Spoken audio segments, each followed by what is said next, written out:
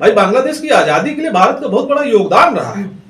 वहां से आज भी बच्चे यहाँ पे पढ़ने लिखने के लिए आते हैं। जब मैं जेएनयू में तो बहुत सारे बच्चे बांग्लादेश के यहाँ पे आते थे। तो वहां की जो अंतरिम सरकार है यूनुस, मोहम्मद यूनुस, उसको उससे जवाब मांगना चाहिए, क्योंकि उसकी चुप्पी खतरनाक है। जो नमस्कार दोस्तों, आप देख रहे हैं यूपी80 न्यूज और मैं हूं बलिराम सिंह। दोस्तों, हमारे साथ डॉक्टर अनूप पटेल जी हैं। आप इंटरनेशनल रिलेशन के एक्सपर्ट हैं। हम आपसे जानेंगे बांग्लादेश में जो बार बार अशांति की स्थिति आ जा रही है। एक बात मैं कहूंगा दोस्तों, पूर्व प्रधानमंत्री अटल बिहारी वाजपेयी जी ने कहा था कि आप पड़ोसी को बदल नहीं सकते हैं, इसलिए पड़ोसी का अच्छा होना हमारे लिए बहुत जरूरी होता है। अगर पड़ोसी अच्छा नहीं है तो आप भी अच्छे से नहीं रह पाएंगे, आप भी परेशान रहेंगे। तो हम इन्हीं सारे विषयों पे बात करेंगे अनूप जी से। डॉक्टर अनूप जी, आपका बहुत बहुत स्वागत है। ये बांग्लादेश में बार बार ऐसी क्यों स्थिति आ जा रही है सर, अशांति की? देखिए, बांग्लादेश हमारा एक पड़ोसी देश है और बांग्लादेश के साथ भारत के बहुत ही अभिन्न संबंध रहे हैं। बांग्लादेश की आजादी में भारत का एक बड़ा योगदान है। वहां पे जो मुक्ति संग्राम था, भारत की सेना ने जो है बांग्लादेश को आजाद करवाया था। ये बार बार जो व्यवस्था बांग्लादेश में फैल रही है, उसके पीछे की कुछ तात्कालिक कारण है और कुछ जो फंडामेंटलिस्ट ताकतें हैं, कुछ इस्लामिक ताकतें हैं, उनका उभार है। ये दो वजहें हैं जिसकी वजह से इस तरीके की अव्यवस्थाएं फैल रही हैं। और बांग्लादेश पे जब से शेख हसीना सरकार को अपदस्थ करके वहां पे अंतरिम सरकार आई है और जो छात्रों का जो उभार हुआ है राजनीति में, उससे वहां भी क्योटिक पोजीशन है बांग्लादेश के अंतर्गत। और जो बांग्लादेश के आसपास जो पड़ोसी देश है, खासकर भारत, उसके खिलाफ लगातार वहां पे विस्ममन किया जा रहा है। वहां पे अभी चुनाव होने वाले हैं, शायद उसके चलते अभी और भी इस तरीके के जो है विषाक्त बयान आएंगे। भारत सरकार सचेत है और जिस तरीके से विदेश मंत्रालय ने अपना बयान दिया है, तो मुझे लगता है कि भारत अपना पक्ष मजबूती से रखेगा। बांग्लादेश की छवि पाकिस्तान के उलट रही है। बांग्लादेश का भारत से बहुत अच्छा संबंध रहा है। बांग्लादेश में कट्टरपंथ की बात अब तक नहीं होती थी, लेकिन ऐसी क्या वजह रही कि बांग्लादेश में कट्टरपंथ तेजी से उभर रहा है? देखिए, बांग्लादेश में ये निश्चित रूप से जो है वहां पे एक तरीके से सेकुलर सोसाइटी रही है और जो वहां पे हिंदू हैं बांग्लादेश में, वहां अल्पसंख्यक है, पाकिस्तान से ज्यादा सुरक्षित है वहां पे। इस बीच जो है वहां पे जमाते इस्लामी जो एक जो है धार्मिक संगठन है कट्टरपंथी मुसलमानों का, उसकी ताकत बढ़ी है।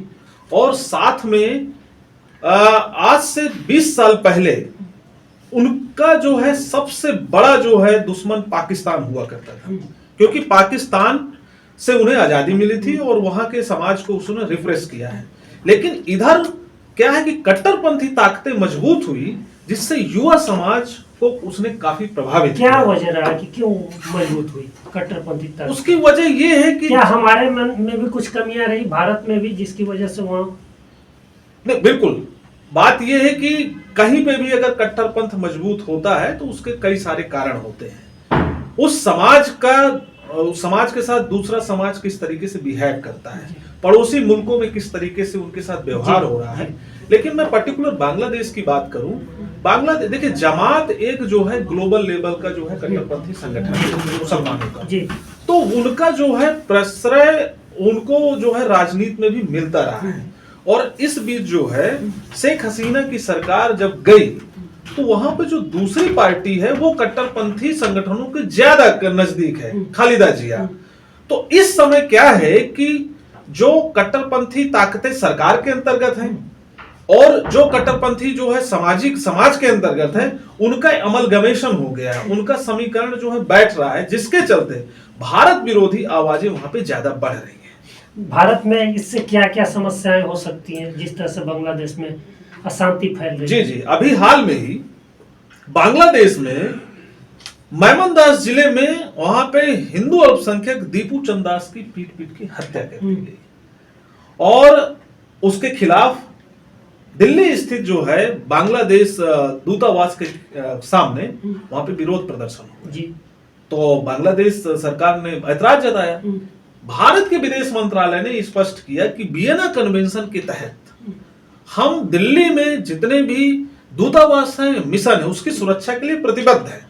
लेकिन बांग्लादेश में जो हिंदू अल्पसंख्यकों के साथ अत्याचार हो रहा है, उनके जीवन को खतरा हो रहा है, उसके लिए भी सिक्योरिटी बांग्लादेश सरकार से मांगी है। और बांग्लादेश सरकार ने यह भरोसा दिया कि हम इस तरीके की घटनाएं नहीं होने देंगे। एक बात ये। दूसरा, वहां पे जो अभी वहां पे पिछले बार जो शेख हसीना सरकार अपदस्थ हुई थी, तो छात्रों के एक बड़ा हुजूम इसके लिए जिम्मेदार था और उन्होंने शेख हसीना सरकार के खिलाफ जो है ये आवाज उठाई थी। उसका एक लीडर ने अभी एक आवाज दी है। हसनत अब्दुल्ला ने ये कहा कि अगर भारत हमारे देश को अस्थिर करेगा तो 7 सिस्टर्स जो पूर्वोत्तर के राज्य, हाँ, उसको हम अलग थलग कर देंगे। बांग्लादेश का और एक रिटायर्ड मेजर जनरल है आपका जो है फजलुर रहमान, उसने कहा कि यदि भारत जो है पाकिस्तान के ऊपर हमला करता है तो हमें जो है नॉर्थ ईस्ट के मसले पे चाइना को सपोर्ट कर देना चाहिए। तो इस तरीके का भारत विरोधी जो स्टैंड है वो जो है ना कुछ नई जो है संकेत दे रहा है और भारत को सचेत रहना पड़ेगा। वहां पे जो सेकुलर फोर्सेज हैं उनको जो है उनकी आवाजों को मजबूत करना पड़ेगा। और ये एक कारण और भी है कि बांग्लादेश में चुनाव हो रहे हैं, शायद इस वजह से भारत के खिलाफ ज्यादा आवाजें वहां पे उठ रही हैं। इसकी वहां की समस्याओं को, जैसे वहां शांति के लिए भारत को क्या करना चाहिए? देखिए, भारत एक पड़ोसी देश है, बांग्लादेश एक संप्रभु देश है। उसके जो इंटरनल मसले हैं उसके लिए वो जवाबदेही करेगा। भारत के जो इंटरनल मसले हैं वो भारत सरकार उसके लिए सक्षम है, वो किसी दूसरा देश हस्तक्षेप नहीं करेगा। हाँ, एक बात है कि जो हिंदू अल्पसंख्यक है, माइनॉरिटीज है, उसके लिए चाहे इंटरनेशनल जो प्लेटफॉर्म है उस पर भारत अपनी आवाज उठाने के लिए जो है प्रतिबद्ध है। और उससे ज्यादा जो है बांग्लादेश की आजादी के लिए भारत का बहुत बड़ा योगदान रहा है। वहां से आज भी बच्चे यहाँ पे पढ़ने लिखने के लिए आते हैं। जब मैं जेएनयू में तो बहुत सारे बच्चे बांग्लादेश के यहाँ पे आते थे। तो वहां की जो अंतरिम सरकार है, मोहम्मद यूनुस, उसको उससे जवाब मांगना चाहिए, क्योंकि उसकी चुप्पी खतरनाक है। जो इस समय अंतरिम सरकार का हेड है, अगर वो चुप है तो इसका मतलब फंडामेंटलिस्ट ताकतों को वो खुद मजबूत कर रहे हैं।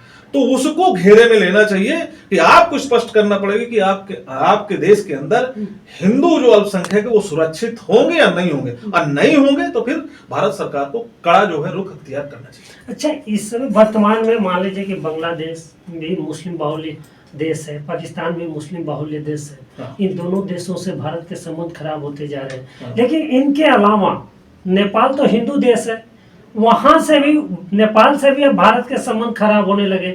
मतलब सारे पड़ोसियों से भारत के संबंध आज के समय में बिगड़ गए हैं। ऐसा क्या हो रहा है? नहीं, आपकी बात को ही मैं लेता हूं, जो आपने अटल बिहारी वाजपेयी जी का वो स्टेटमेंट जो है अभी बोला था। बात यह है कि देखिए, पड़ोसी चाहे हमारा पड़ोसी देश के स्तर में हो, चाहे पड़ोसी हमारा खुद का हो, उसको तो बदल नहीं सकते हैं। इस बीच जो है जो भारत की विदेश नीति है नरेंद्र मोदी की गवर्नमेंट में काफी चेंज हुआ है उसमें। तो फ्रंट में जो है विदेश नीति के तहत जो है भारत अपना जो है स्टैंड रख रहा है, लेकिन साथ में हमें अपने जो पड़ोसी मुल्क है उनको भी हमें अपने साथ में रखना पड़ेगा, और तभी हम जो है एक बड़े देश की भूमिका में आएंगे। भाई, हमारे पड़ोस में चाइना जो है हमेशा खतरा जो है देता रहा है, और ऐसे समय में जो अन्य पड़ोसी देश है उनके साथ हमें संबंध बेहतर बनाने पड़ेंगे। तो मुझे लगता है कि आने वाले दिनों में जब राष्ट्राध्यक्ष बैठेंगे भारत के जो है राष्ट्राध्यक्ष के साथ, भारत के जो सरकार के मुखिया हैं, मुझे लगता है ये मसले हल हो जाएंगे। एक जो मैं पॉइंट देखता हूं जिससे वजह से इंसर्जेंसी हो रही है, वहां पे जो है जो डेमोक्रेटिक संस्थान है, लोकतांत्रिक संस्थान, वो कमजोर है अपेक्षाकृत भारत के। चाहे श्रीलंका हो, चाहे पाकिस्तान हो, चाहे बांग्लादेश हो, चाहे नेपाल हो, चाहे मालदीव, चाहे जो एक लोकतांत्रिक ढांचा भारत में इवॉल्व हुआ है आजादी के बाद और आजादी के पहले भी, जो ब्रिटिश शासन में लोकतांत्रिक ढांचा सेटअप हुआ है, वो चीजें अभी वो एवोल्यूशन की प्रक्रिया में है। और जो एथनिक जो है डिवीजन है इन 4 से 5 देशों में, वो भी एक तरीके से पॉलिटिक्स में रिफ्लेक्शन में आती है। अभी नेपाल में जो है जेनजी का रेवोल्यूशन हुआ, तो वहां पे भी सरकार अब ध्वस्त हुई है। बांग्लादेश में चुनाव होने वाले हैं, पाकिस्तान फेल्ड स्टेट के रूप में आई है, मालदीव में भी इस तरीके की चीजें चल रही हैं।